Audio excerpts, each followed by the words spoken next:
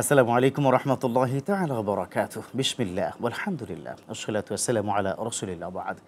সুপ্রদর্শক, দেশে কিংবা দেশের বাইরে যে যেখান থেকে দেখছেন এই মুহূর্তে আপনাদের প্রিয় চ্যানেল আর টিভি আপনাদের সকলকে স্বাগত জানাই। পবিত্র মাহে রমাদানের শুভেচ্ছা জানাচ্ছি আমি ডক্টর ফখরুল আশিকি। প্রদর্শক, প্রতিদিনের মতো আজও আমরা উপস্থিত হয়ে গেছি আপনাদের সাথে নিয়ে অনুষ্ঠান সরাসরি প্রশ্নোত্তরমূলক অনুষ্ঠান প্রাণ নিবেদিত প্রশ্ন করুন। অনুষ্ঠানটিতে আমরা একটি গুরুত্বপূর্ণ বিষয় নিয়ে কথা বলি, তার পাশাপাশি আপনাদের অনেক অনেক প্রশ্নের সমাধান দেওয়ার চেষ্টা করে থাকি। আজও তার ব্যত্যয় ঘটবে না। আপনি যদি প্রশ্ন করতে চান সেক্ষেত্রে যে কাজটি আপনাকে করতে হবে, স্ক্রিনে একটি নাম্বার দেওয়া রয়েছে, ওই নাম্বার আপনারা ফোন করুন, আমাদের পেয়ে যাবেন, আমরা প্রশ্ন উত্তর দেব। যিনি রয়েছেন আপনাদের প্রশ্নের উত্তর দেওয়ার জন্য এবং আজকের বিষয় নিয়ে কথা বলার জন্য, তিনি প্রাচ্যের অক্সফোর্ড খ্যাত ঢাকা বিশ্ববিদ্যালয়ে ইসলামিক স্টাডিজ বিভাগের সম্মানিত প্রফেসর ডক্টর মোহাম্মদ জহিরুল ইসলাম। সালাম আলাইকুম। ওয়ালাইকুম আসসালাম ওয়া রাহমাতুল্লাহি ওয়া বারাকাতুহু। কেমন আছেন আপনি? আলহামদুলিল্লাহ বিখাইর। শেষ দশকে আমরা কিন্তু পৌঁছে গেছি। গতকাল রাতেই ইফতারের পূর্বেই কিন্তু ইতিকাফকারীরা ঢুকে গেছে মসজিদে। এই মুহূর্তে বাংলাদেশের প্রায় ৫ লক্ষ মসজিদ, ছোট বড় মসজিদগুলোতে মুতাকিফিন যারা রয়েছেন তারা কিন্তু ঢুকে গেছে। পাশাপাশি শেষ দশকে বেশ কিছু আমল আমরা একটু কথা বলতে চাই, কারণ একটা বাংলায় কথা আছে, শেষ ভালো যার সব ভালো তার। তো শেষটা আমরা একটু ভালো করতে চাই, আল্লাহর সাথে একটা সুন্দর সম্পর্ক তৈরি করতে চাই। শেষ দশকের আমল কিভাবে কি করণীয় যদি আপনি একটু বলতেন। জি, শুকরিয়া। আসসালামু আলাইকুম ওয়া রাহমাতুল্লাহি ওয়া বারাকাতুহু। আমরা শেষ দশকের আমলের মধ্যে অনেকগুলি করতে পারি। একটা হচ্ছে যে যারা ইতিকাফ করতে বসেছেন, মাশাআল্লাহ, আল্লাহ তাদের জাযা দিবেন। যারা ইতিকাফে বসতে পারি নাই, আমরা ইতিকাফকারীদের মতো আমরাও কিছু আমল করতে পারি। যে আমরা শেষ রাত্রিতে সেহরির আগে উঠতে পারি, একটু আমরা সময় আধা ঘন্টা 30 মিনিট আগে উঠলেই হলো, আমরা কিছু নফল নামাজ পড়ি প্রত্যেকদিন কমপক্ষে। এবং এই 10 দিনের মধ্যেই কিন্তু লাইলাতুল কদর আসবে নিশ্চিত। তো হাদিসে যেটা আসছে, তো এখানে আমরা প্রতিদিন একটু একটু দান করতে পারি। প্রত্যেকটা দিন আমি যদি দান করি, তাহলে আমার দানটা লাইলাতুল কদরের মধ্যেও যাতে পড়ে যেতে পারে। যে আমি কোন দিন দান করছি আমি তো জানি না আজকে লাইলাতুল কদর কিনা। আচ্ছা আচ্ছা, তাহলে আমি 10 দিনের প্রত্যেক দিনই কিছু কিছু করে দান করতে পারি। প্রতিদিনই আমি একজন রোজাদারকে ইফতার করাতে পারি, নিজের আমল করতে পারি। আর প্রতিদিন কোরআন তেলাওয়াতে একদিনও আমি বাদ দিব না, দিনের বেলা রাতের বেলা যখনই সুযোগ পাই। বিশেষ করে লাইলাতুল কদরের বেজর রাত্রিগুলি, জি, বিশেষ করে বেজর রাত্রিগুলি আরো বিশেষ গুরুত্ব দিতে পারি। আমি প্রতিদিন 1 ঘন্টা সময় বরাদ্দ রাখতে পারি, বা এক পারা কোরআন তেলাওয়াত করতে পারি, বা কোরআন কিছু সূরার আয়াত, অর্থ, তাফসির, ব্যাখ্যা সহ আমি এটা অধ্যয়ন করতে পারি। এটা তো আরো বেশি ফজিলত। আর শেষ রাত্রিতে নামাজ তো বললামই, নফল নামাজ যা করতে পারি। আমাদের আয়েশাকে বিশ্বনবী ডেকে বলেছেন, আয়েশা তুমি কি জানো শেষ দশকের 3টি গুরুত্বপূর্ণ আমল তুমি করতে হবে। একটা হচ্ছে ইয়াহিয়া ফিল লাইল, তুমি পুরো রাত্রিকালীন সময় তুমি জেগে থাকবে। এবং দ্বিতীয় বিষয়টি হচ্ছে এমন কোনো নফল নামাজ বা নফল ইবাদত নেই যেটা তুমি ছাড়বে, সবকিছু কিন্তু করবে। আর বিশ্বনবী কাজগুলো তিনি কিন্তু করতেন। আচ্ছা, লাইলাতুল কদর তো আমরা পাবো কিনা জানি না, একটি রাত তো অলরেডি চলে গিয়েছে বেজর হিসাবে, কারণ বিশ্বনবী তো বলে দিয়েছেন যে তোমরা শেষ দশকে বেজর রাত্রিতে খোঁজো সেই হিসাবে। তো আমরা লাইলাতুল কদরের স্পেশাল একটা ইবাদত আপনি বলেন কোরআন তেলাওয়াত, আর কি ইবাদত হতে পারে? দোয়া এবং ইস্তেগফার, এটা গুরুত্বপূর্ণ একটা। এবং আয়েশা রাদিয়াল্লাহু তাআলা আনহাকে রাসূল কিন্তু শিখিয়েছেন যে তুমি যদি আল্লাহর কাছে চাও তখন কি চাবে, তখন কিন্তু রাসূল দোয়া আছে, আল্লাহুম্মা ইন্নাকা আফুউন কারীম তুহিব্বুল আফওয়া ফাআফু আন্না। মাশাআল্লাহ। তো এইটা খুবই কমন দোয়া, আমরা এটা ছোট একটা দোয়া, আমরা যত বেশি পারি দোয়াটা পড়তে পারি, দিনে হোক রাতে হোক, দিতে যখন ইচ্ছা। এবং ওই যে আল্লাহ তাআলা বলছেন, আল্লাযীনা ইয়াযকুরুনা আল্লাহা কিয়ামান ওয়া কুউদান ওয়া আলা জুনুবিহিম, বসে দাঁড়িয়ে শুয়ে সর্বাবস্থায় আমি আল্লাহর জিকির করতে পারি, আল্লাহকে স্মরণ করতে পারি, যে কোনো জিকির হতে পারে। এবং ইস্তেগফার, বেশি বেশি ইস্তেগফার পড়তে পারি, এবং রাসূলের প্রতি দুরূদ পড়তে পারি। চমৎকার। জি, আমাদের অনেকগুলো অনলাইনে প্রশ্ন চলে এসেছে, আজকে আপনাকে পেয়েছি আমরা, প্রশ্নের জবাবগুলো আপনি অবশ্যই দেবেন। পুরুষরা তো ইতিকাফ অ্যাজ ইউজুয়াল তারা মসজিদে গিয়ে করছে, মহিলাদের ইতিকাফ সম্পর্কে বেশ কিছু প্রশ্ন আমার কাছে চলে এসেছে। প্রথম প্রশ্ন যে আমি আমার ঘরে একমাত্র ব্যক্তি যিনি রান্না করি, আমার ঘরে শুধু ছোট বাচ্চা রয়েছে, সেক্ষেত্রে ইতিকাফ অবস্থায় আমি রান্না করতে পারবো কিনা? এক্ষেত্রে যেটা জরুরিয়াত হিসেবে এটা হয়তো অনুমোদন আছে, যেটা আমরা হাদিসে থেকে পাই যে মহিলাদেরকে ঘরের একটা স্পেশাল রুমে, একটা প্রকোষ্ঠে ইতিকাফের জন্য বলা হচ্ছে। তো প্রকোষ্ঠে থাকলেও কিন্তু তার হাজত, যদি বাথরুমে যেতে হয়, গোসল করতে, অজু গোসলের জন্য কিন্তু যেতে পারছে। সুতরাং যেটা খুব আবশ্যিক, যেটা ছাড়া তার চলতেছে না, এতটুকু অনুমোদন দেওয়া যেতে পারে। রান্নাটা আমার মনে হয় তিনি না করাটাই বেটার, কারণ হচ্ছে তার নিশ্চয় কোনো ছোট বোন বা তার কোনো যদি থাকে কেউ, তাকে এনে অন্তত 10 দিনের জন্য একটু এটা রান্নাটা তুমি সবচেয়ে করে দাও, তাই উত্তম না? হয় আর কি, সবচেয়ে উত্তম। কারণ হচ্ছে আপনি কেনই বা রান্না অবস্থায়। ওকে, দ্বিতীয় বিষয় হচ্ছে যে আমি আমার শাশুড়ি এতেকাফে বসেছেন, মূলত সংসার তিনিই চালাতেন, মানে রান্নার কাজটা তিনি জি জি করতেন। জি জি। এই 10 দিন আমার উপর দায়িত্ব বন্টন করেছে বা দেওয়া হয়েছিল, মাশাআল্লাহ। কিন্তু রান্নার ব্যাপারে আমি খুব একটা এক্সপিরিয়েন্স নই। তবে এক্ষেত্রে মাঝে মধ্যে শাশুড়ির কাছে কি তরকারি রান্না করব, মা কি করব, এই বিষয়ে জিজ্ঞেস করতে পারবো কিনা। এভাবে ভরপুর বেঁচে থাকাটাই জীবন, আর জীবনের স্বাদের অনিবার্য সঙ্গী প্রাণ। জিজ্ঞেস করতে পারবেন, কিন্তু উনি ঘর থেকে না বের হইলে হলো, মানে যিনি ওই জায়গাতে তিনি স্ট্যান্ড বাই থাকবেন, যে জায়গাতে তিনি আইসোলেটেড হয়ে থাকবেন, সেখানে তিনি কি বেরোতে পারছেন না, এসে কি এই মশলাটা দাও, এটা দাও, এটা করা না, যাবে না। এটা আসলে করা ঠিক হবে না। হ্যাঁ হ্যাঁ, উনি একটা পরামর্শ দিতে পারলেন, আর ঘরের যারা যারা থাকেন তারা ওই রান্নার উপরে সন্তুষ্ট থাকা লাগবে। এটা হচ্ছে বিষয়টা, এটা হচ্ছে আমার মনের মতো করেই সব রান্না পেতে হবে সব সময়। একটু কনসিডার তো করতে হবে, আমি একটা জিনিস পেতে গেলে একটা জিনিস একটু ছাড় দেওয়া দিতেই হবে। একটু ছাড় চমৎকার, দিতে কারণ হবে। একজন এতেকাফকারী ঘরে এতেকাফ করবে, পুরো ঘরটাকে বারাকা দান করবেন আল্লাহ। তাআলা। একজন দর্শক অনেকক্ষণ অপেক্ষা করছে, ফোনটা নিয়ে নিচ্ছি। প্রিয় দর্শক, কে বলছেন, কোথা থেকে বলছেন, প্লিজ আপনার প্রশ্নটি করুন। ব্রাহ্মণবাড়িয়া আশাগঞ্জ থেকে বলছিলাম, আমিনুল ইসলাম। আমিনুল ইসলাম ভাই, প্লিজ প্রশ্ন করুন। আমার প্রশ্ন রইল, আমি আজকে জানাজায় গেছি, জানা যাওয়ার পরে আমাদের ইমাম সাহেব বলতেছে যে লাশ ইয়াতে রাখার পরে বিসমিল্লাহি আলা মিল্লাতি রাসূলুল্লাহ, উনি বলতেছে বিসমিল্লাহি আলা মিল্লাতি রাসূলুল্লাহ সাল্লাল্লাহু আলাইহি ওয়াসাল্লাম। আমি বললাম যে ওটা তো আমরা কোনো সময় শুনি নাই। ও আচ্ছা, রাসূলুল্লাহ সাল্লাল্লাহু আলাইহি ওয়াসাল্লাম পড়েছেন উনি। আচ্ছা, এটা পড়তে পারবে কিনা, তাই তো প্রিয় ভাই? থাকুন আপনি আরটিভির সাথে, ইনশাআল্লাহ প্রশ্ন উত্তর পেয়ে যাচ্ছেন। বিসমিল্লাহি আলা মিল্লাতি রাসূলুল্লাহ, এখন এটার সাথে উনি সাল্লাল্লাহু আলাইহি ওয়াসাল্লাম পড়েছেন। এক্ষেত্রে আমার এক প্রিয় ভাইয়ের একটু বাদ সাধলো, এটা তো শুনি নাই কখনো, এটা বলা যাবে কিনা? আসলে সুন্নাত হচ্ছে রাসূল যেই শব্দটা আমাদেরকে শিখিয়েছেন, ওই শব্দটাই হচ্ছে সুন্নাহ। আর সাল্লাল্লাহু আলাইহি সাল্লাম আমরা সারাদিনে দুরূদ যখন ইচ্ছা তখনই পড়তে পারি। সাল্লাল্লাহু আলাইহি সাল্লাম তো এটা দুরূদ, আমরা সেই দুরূদটা যে কোনো সময় আমরা পড়তে পারি। তবে খুব জোরে না পড়ে উনি চাইলে মনে মনে পড়তে পারতেন, কারণ বিশ্বনবীর এক নাম আসবে আর আপনি দুরূদ পড়বেন না, মানে বিশ্বনবী লাআনাহুল্লাহ, ওই ব্যক্তির উপর আল্লাহ পাক লাআনত দান করুক। সো এটা সাল্লাল্লাহু আলাইহি ওয়াসাল্লাম তিনি পড়তে পারেন, তবে এটা মনে, তাই তো? জি, আমাদের আরেকজন দর্শক আছে, ফোনটা আমরা নিয়ে নিচ্ছি। প্রিয় দর্শক, কে বলছেন, কোথা থেকে বলছেন, প্লিজ প্রশ্নটি করুন। টাঙ্গাইল থেকে নাইম বলছিলাম সাহেব। জি, নাইমুল ইসলাম ভাই বলুন প্লিজ। যে আমার প্রশ্ন হচ্ছে, আর 2 রাকাত নামাজে যদি আমি 1 রাকাত নামাজ মিস করি, তাহলে ইমাম সাহেব তো শেষ বৈঠকে আত্তাহিয়াতুদ দুরূদ শরীফ দোয়া মাসুরা পড়ে সালাম ফেরাবে, আমি কি ওই বৈঠকে আত্তাহিয়াতু পড়বো নাকি দুরূদ শরীফ দোয়া মাসুরা সহ পড়বো? আচ্ছা, চমৎকার প্রশ্ন করেছেন আপনি, থাকুন আরটিভির সাথে, ইনশাআল্লাহ প্রশ্ন উত্তর পেয়ে যাচ্ছেন। যে আপনি দুরূদ এবং দোয়া মাসুরা পড়বেন না, এটা হচ্ছে তাহিয়াত পর্যন্ত পড়ে, তাহিয়াত পর্যন্তই পড়বেন, এর চেয়ে বেশি আর পড়বেন না। এটাই হচ্ছে নিয়মটা, এটাই বিধানটা, এটা হচ্ছে ইসলামের বিধান। ওকে, আরো একজন দর্শকের ফোন নিয়ে নিচ্ছি। জি, প্রিয় দর্শক, কে বলছেন, কোথা থেকে বলছেন, প্লিজ প্রশ্নটা করুন। শুনতে পাচ্ছেন প্রিয় দর্শক, প্লিজ? জি, আমাকে বলছিলেন? জি, আপনি প্রশ্ন করুন, আপনার প্রশ্নটি। আমি তো প্রশ্ন করলাম, টাঙ্গাইল থেকে নাইম বলছিলাম। জি, আপনার উত্তরটা দিলাম তো আমি অলরেডি কিন্তু আপনাদের উত্তর কি দিয়ে ফেলেছি। আচ্ছা, আপনি এখনো তাহলে কি লাইনে আছেন? ফাইন।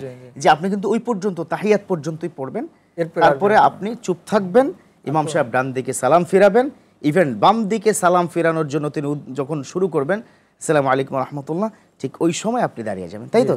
কিন্তু আপনার শেষ বৈঠকে আপনাকে দোয়া মাসুরা এবং দুরূদ সব পড়তে হবে, উনারটা উনি কমপ্লিট করতে হবে একদম প্রথম থেকেই। ওকে, জি। আমরা যেই জায়গাটিতে টাচ করছিলাম, যে শাশুড়ি মানে ফ্যামিলি মেকার, তিনি হয়তো রান্না করেন, তিনি করতে মানে ওই ঘরের, কিন্তু মানে বৌমা গিয়ে সেটা জিজ্ঞেস করতে পারবে না, এবং সেক্ষেত্রে স্যাক্রিফাইস করার কথা আপনি বলছেন। না, জিজ্ঞেস করতে সমস্যা নাই, মানে আমি বলছি যে কথা বলা যাবে। আচ্ছা, কথা বলতে পারবেন, ইতিকাফকারী অবস্থায় কথা বলতে পারবেন, কিন্তু ওই তিনি ওখান থেকে রান্নাঘরে না আসাটা ভালো, এটা আমরা বলছি যে উনি ওখান থেকে পরামর্শ নিতে পারবেন, কথা বলতে পারবেন। ঠিক আছে, তুমি এভাবে করো, ওভাবে করো। হ্যাঁ, পরামর্শ নিতে পারবেন। জি, ওকে, আরো একজন দর্শকের ফোন দেখছি। প্রিয় দর্শক, কে বলছেন, কোথা থেকে বলছেন, প্লিজ প্রশ্নটি করুন।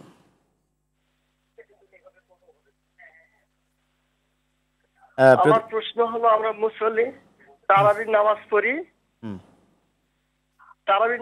আমাদের মুসল্লির তালিকা মসজিদের ওয়ালে দেওয়া আছে, নাম ঝুলে, নাম দিয়ে, এটা কি দেওয়া যাবে কিনা মসজিদের ওয়ালে? যেমন আমরা জানি মসজিদের ওয়ালে আল্লাহর নামগুলা থাকে। আচ্ছা, বুঝতে পেরেছি, মসজিদের ওয়ালে যারা তারাবির নামাজ পড়েছেন। আচ্ছা, এটা কেন দিয়েছেন? তাদের টাকার নামটা, টাকা সহ নামটা দেওয়া আছে। টাকা সংখ্যা অঙ্ক সহ কি দেওয়া আছে? হ্যাঁ হ্যাঁ হ্যাঁ, মানে টাকা- জয়নুল আবেদিন টাকা। 1000 টাকা এভাবে দেওয়া আছে, বুঝতে পেরেছি যে এবার এটা দেওয়া যাবে কিনা। এই যে থাকুন আপনি আরটিভির সাথে, ইনশাআল্লাহ প্রশ্ন উত্তর পেয়ে যাবেন। এটা আসলে না দেওয়া ভালো, কারণ এটাতে একটা প্রদর্শন ইচ্ছা চলে আসে যে কারা এটা কি কারা উৎসাহের দিয়েছে। জন্য কি হয় হ্যাঁ। কিনা? উৎসাহের আর জন্য? উৎসাহের জন্য এটা আবার একদিক থেকে বৈধতা আছে, কারণ এটাতে ইসলামের উনি বিধানে 1000 নিষেধাজ্ঞা নাই দিয়েছে, আমি দিব 2000 টাকা, এই যে একটা যে হ্যাঁ প্রতিযোগিতা। আল্লাহ তাআলা বলছেন আল্লাযীনা ইউনফিকুনা আমওয়ালাহুম সিররা ওয়া আলানিয়াতান, গোপনে এবং প্রকাশ্যে। সিররা ওয়া আলা। সুতরাং গোপনে প্রকাশ্যে উভয়ভাবেই দান করা যাবে। সুতরাং কারণ নামটা যদি প্রকাশ্যে মসজিদে থাকে, এটা ইসলামের বিধান লঙ্ঘন হবে না।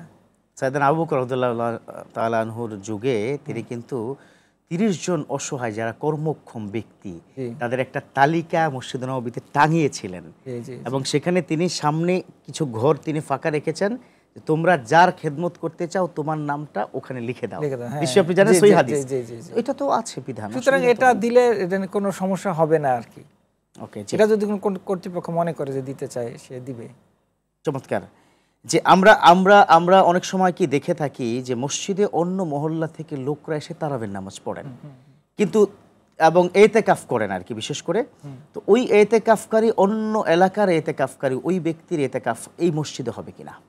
হবে, কারণ হচ্ছে এলাকার বাইরের এতেকাফের জন্য তো মসজিদ হচ্ছে শর্ত। এলাকার কোন এলাকা থেকে আসছে ওটাই সেটা, শোনা। যেমন আমরা তো সৌদি আরব গিয়ে কাবা ঘরে এতেকাফ করি, হ্যাঁ, হ্যাঁ। মসজিদে নববীতে এতেকাফ করি, চমৎকার। মসজিদে বাংলাদেশ থেকে গিয়ে করতেছি না। বাংলাদেশে প্রচুর মুসল্লি এখন এতেকাফে আছে অলরেডি। তো সুতরাং তার তো হচ্ছে, সুতরাং মসজিদের নির্দিষ্টটা ওই এলাকার জন্য এটা তো ভালো, এটা উত্তম, কিন্তু এটা নির্দিষ্ট সীমানা দেওয়া নাই যে আসলে কে কোন মসজিদে করতে পারবে না বা পারবে। অনলাইনে আরো বেশ কিছু প্রশ্ন এসেছে। একজন একটা রেফারেন্স দিয়ে প্রশ্ন করেছেন যে ও আম্মাসা ইলা ফালা তানহার, কোনো ভিক্ষুক ব্যক্তি যদি তোমার কাছে হাত পাতে তুমি তাকে ধমক দিয়ে তাড়িয়ে দিও না, কিংবা খালি হাতে ফেরত দিও না। আমরা মসজিদ থেকে বের হওয়ার পর প্রায় 20 থেকে 25 জন ভিক্ষুক আমাদেরকে ধরে, আমরা 2 জনকে দিই, বাকি 28 জনকে আমরা দিতে পারি না, সেক্ষেত্রে কোনো গুনাহ হবে কিনা? সেক্ষেত্রে গুনাহ হবে না। সেক্ষেত্রে কাউলুম মারুফ শব্দটা আছে কোরআনের মধ্যে, এবং তাকে আপনি সুন্দরভাবে তাকে মানে যে তাকে ধমক না দেওয়া, তিরস্কার না করা, খারাপ না বলা, লাইনে দাঁড়ায় আছো কেন, এত মানুষ কেন, কোনো কাজ করো, হ্যাঁ, বা কোনো কমেন্টস করা, তার ব্যাপারে নেগেটিভ কোনো কমেন্টস না করা। তাকে আমি দিতে পারলাম না, তাকে আল্লাহ রহম করুক, যে মাফ করেন, অথবা আমরা এরকম শব্দটা অনেক বলে থাকি যে ঠিক আছে পরে আরেক সময় দিব আপনাকে, এরকম। কিন্তু তার সাথে কোনো খারাপ ধরনের আচরণ করা যাবে না, এবং এটাতে গুনাহ হবে না। গুনাহ হবে না। দান নিয়ে আরেকটি প্রশ্ন আছে যে আমার আত্মীয়র মধ্যেই 2-1 খুব গরিব আছেন, কিন্তু ততটা গরিব নয় যে তিনি ভিক্ষুক বা ভিক্ষাবৃত্তি করবেন, ভিক্ষাবৃত্তি তিনি করবেন, এবং তিনি সেক্ষেত্রে আমি কি ওই ব্যক্তিকে দিব নাকি মসজিদের সামনে যারা অসহায় আছে তাদেরকে দিব? এটার প্রশ্নের জবাব আপনি দিবেন। একজন দর্শক অনেকক্ষণ ধরে অপেক্ষা করছে, অন্তত একটা ফোন নিতে এটা হচ্ছে আমাকে। আপনার আমি দর্শকের ফোনটা একটু নিয়ে নিই, তারপর ইনশাআল্লাহ আলোচনায় ফিরছি। প্রিয় দর্শক, কে বলছেন, কোথা থেকে বলছেন? প্লিজ আপনি প্রশ্নটি করুন। আসসালামু আলাইকুম। ওয়ালাইকুম আসসালাম ওয়া রাহমাতুল্লাহ। আমি হাবিন যে গোদমার মেঘনাদিপুত্তনে বলছে, সালাউদ্দিন। সালাউদ্দিন ভাই বলুন প্লিজ। যে আমি আমার প্রশ্ন হলো, আমার ওয়াইফ এতেকাফে বসবে, এটা যাকাতটা তার টাকা কি এতেকাফে বসে দিতে পারবে? এতেকাফে বসে জাকাতের টাকা তিনি বন্টন করতে পারবে কিনা, এরকম কিছু?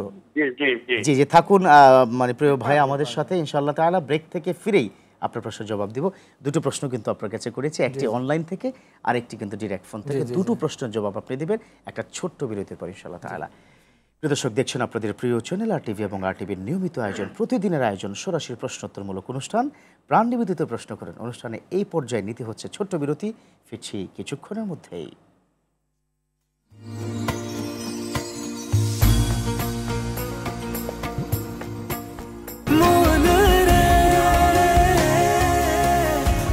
এভাবে ভরপুর বেঁচে থাকাটাই জীবন, আর জীবনের স্বাদের অনিবার্য সঙ্গী প্রাণ।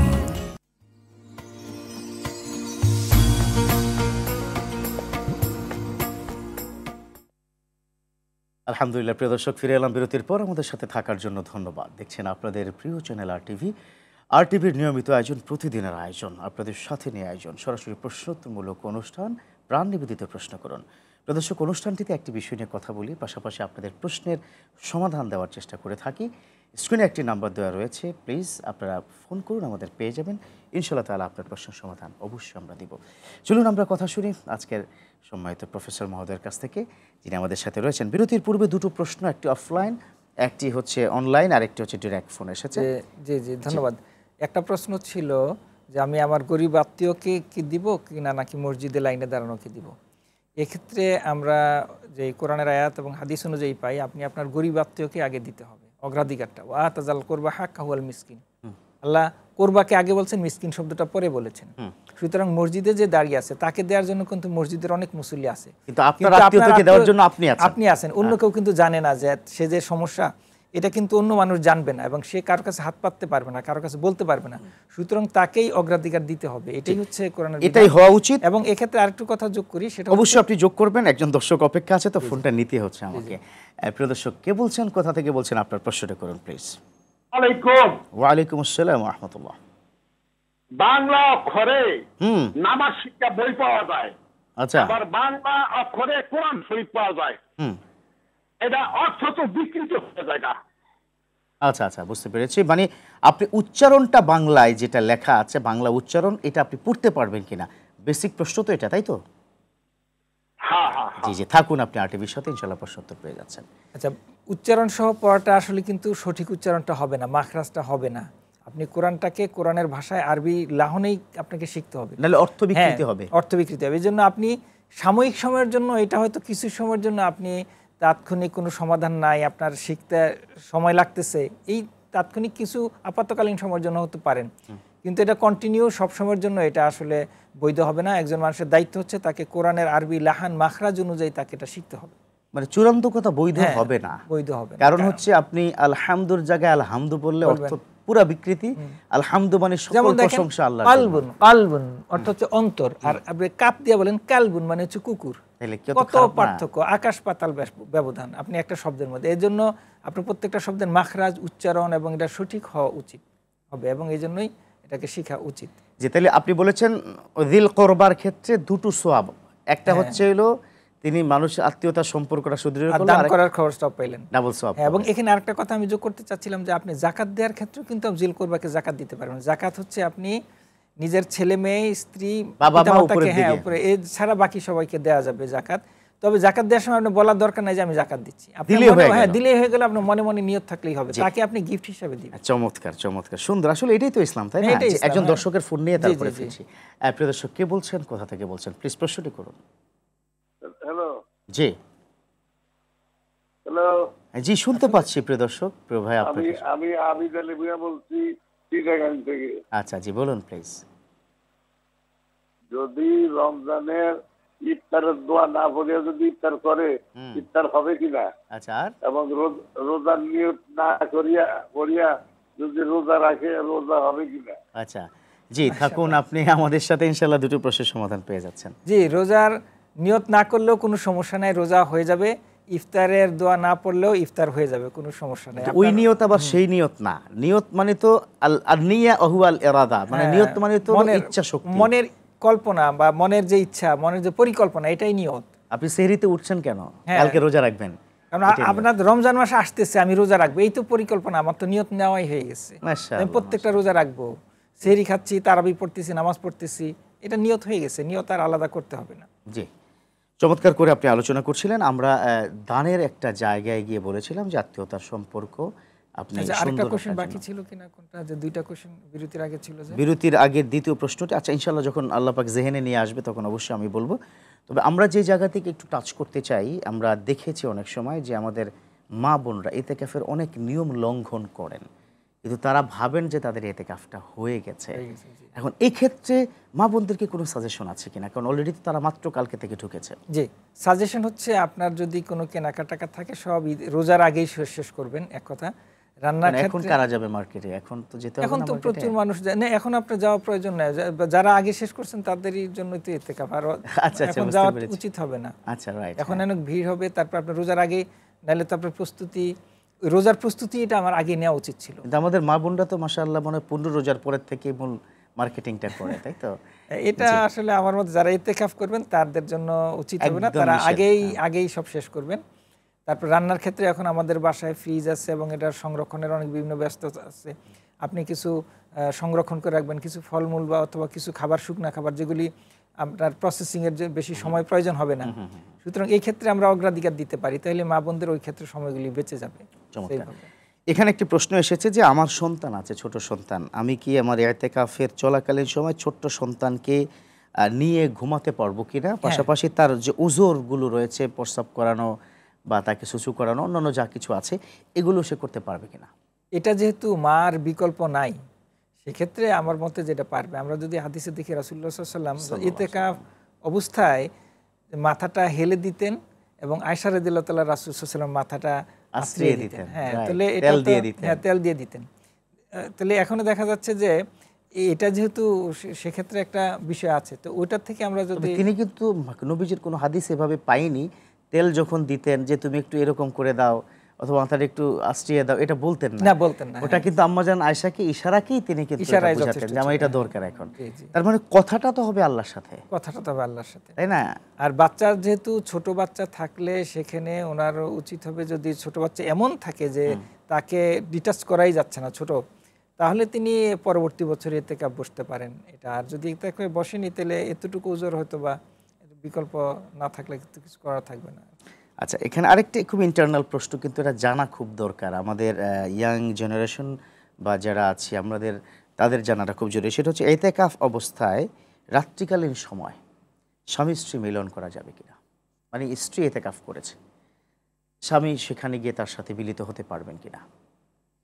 বলেছে ওয়ালা তাকরাবু ওয়া আনতুম আকিফুনা ফিল মাসাজিদ, হাদিসে আসছে এটা নিষেধ, এটা করতে পারবেন না। আকিফুনা ফিল মাসাজিদ, যেহেতু ওই বিধান, হ্যাঁ ওয়া আনতুম আকিফুনা ফিল, যেহেতু মসজিদের বিধান ওটা, তাইলে এখানেও আমার মা বোনরা হ্যাঁ এটা ইতিকাফ অবস্থায় এটা বাইরে থাকতে হবে, কোনোভাবেই এটা করার কোনো সুযোগ নেই। খুব চমৎকার করে আপনি বলছিলেন। আমাদের বর্তমান সময় আমরা দেখে থাকি দানের ক্ষেত্রে অনেকে একটু পিছিয়ে আছেন, বিশেষ করে তারাবির নামাজের এই তো আর কিছুদিন পরেই কিন্তু ২৬ তারিখ দিবাগত রাত্রিতে তারাবির খতম হবে। আমরা নামাজ পড়ি ঠিকই, কিন্তু মসজিদে হাদিয়া দেওয়া এক্ষেত্রে অনেক কৃপণতা করি। সেক্ষেত্রে বিগত ২৬ বা ২৭ যে রোজার তারাবি কোনো নোকসানিয়াত হবে কিনা? তিনি তো নামাজ পড়েছেন হুজুরের পিছনে, হুজুরকে তিনি হাদিয়া দিচ্ছেন না করতে পারেন, হাদিয়া দিচ্ছেন না, মানে কৃপণতা করছেন, হোয়ারেজ বা কিছু একটা হতে পারে আর এরকম। এখানে নোকসান হওয়ার ক্ষেত্রে হাদিসের কোনো রেফারেন্স আমাদের কাছে নাই, তবে কার্টিসি ভদ্রতা হচ্ছে যে আমি তার পিছনে নামাজ পড়লাম, তাকে সামান্যতম যা পারি একটু হাদিয়া দিলাম। আর কারো যদি সামর্থ্য না থাকে তাহলে এটা আল্লাহ তাআলা মাফ করবেন, তাকে এটা কোনো সমস্যা হবে না। এটা তো আসলে ফরজ ওয়াজিব না যে তাকে হাদিয়া দিতেই হবে। আচ্ছা আচ্ছা, কিন্তু তার উপরে যেটা নিজের যাকাত ওয়াজিব বলে সেটা আলাদা তিনি দিতে হবে, কিন্তু মসজিদের হাদিয়াটা এটা আসলে অপশনাল, নফল সদকা হিসেবে আমরা নফল দান। এটা কি ফিতর, মানে ফিতরা থেকে কি না, ফিতরা থেকে দেওয়া যাবে না। কারণ হচ্ছে যিনি ইমাম সাহেব বা নামাজ পড়ছেন তিনি যদি ফিতরার যোগ্য হন তাহলে হয়তো দেওয়া যাবে, কিন্তু এটা তো তার জানা নাই। অথবা তিনি যদি জানতে পারেন যে তিনি তার পজিশন বা তার যে ফিনান্সিয়াল কন্ডিশন যে উনি ফিতরার বা যাকাতের যোগ্য, তাহলে তিনি দিতে পারেন। হ্যাঁ, তাহলে তিনি দিতে পারবেন, যদি এটা উনি জানার সুযোগ। তবে না দেওয়াটাই বেটার, না দেওয়াটাই বেটার। এটা গরিবকে দিয়ে দিক, উনি ওনার পকেট থেকে বাকি অংশটা দিন। একজন দর্শক আছে, আমরা একটু ফোনটা নিয়ে নিচ্ছি। প্রিয় দর্শক, কি বলছেন, কোথা থেকে বলছেন? প্লিজ আপনার প্রশ্নটি করুন। আসসালামু আলাইকুম। জি, আসসালামু আলাইকুম। আমার প্রশ্ন হচ্ছে, আমার শ্বশুরের ৩ ছেলে মেয়ে, একটা মেয়ে ২টা ছেলে। তো আমার ননদের হচ্ছে বিয়ে হয়নি এখনো, তার মানে খরচ তার ২ ভাই চালাই। তো ওই বোনকে কি জাকাতের টাকা দেওয়া যাবে? আচ্ছা জি, থাকুন, আপনি টিভির সাথে ইনশাআল্লাহ প্রশ্ন উত্তর পেয়ে যাবেন, তবে একটা বিরতির পরে। আপনাকেও বলছি একটা ছোট্ট বিরতির আবার সময় এসেছে, তারপর ইনশাআল্লাহ তাআলা আমরা আলোচনা ফিরছি। প্রিয় দর্শক, দেখছেন আপনাদের প্রিয় চ্যানেল RTV এবং RTVর নিয়মিত আয়োজন, প্রতিদিনের আয়োজন, আপনাদের সাথে নিয়ে আয়োজন প্রাণ নিবেদিত প্রশ্ন করুন। এই পর্যায়ে আবারও ছোট্ট করে একটু বিরতি নিয়ে আসি, কোথাও যাবেন না, ফিরছি কিছুক্ষণের মধ্যেই।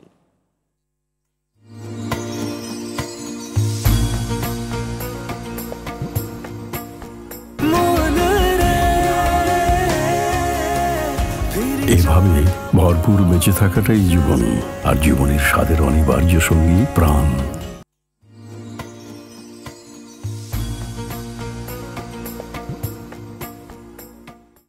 আলহামদুলিল্লাহ, প্রিয় দর্শক, ফিরে এলাম বিরতির পর। আমাদের সাথে থাকার জন্য ধন্যবাদ। দেখছেন আপনাদের প্রিয় চ্যানেল RTV।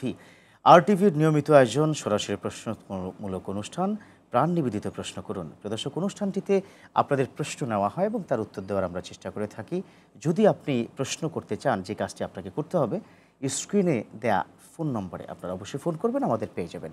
রয়েছে আমাদের সাথে স্বনামধন্য একজন শিক্ষাবিদ, ঢাকা বিশ্ববিদ্যালয় ইসলামিক স্টাডিজের সম্মানিত চেয়ারম্যান।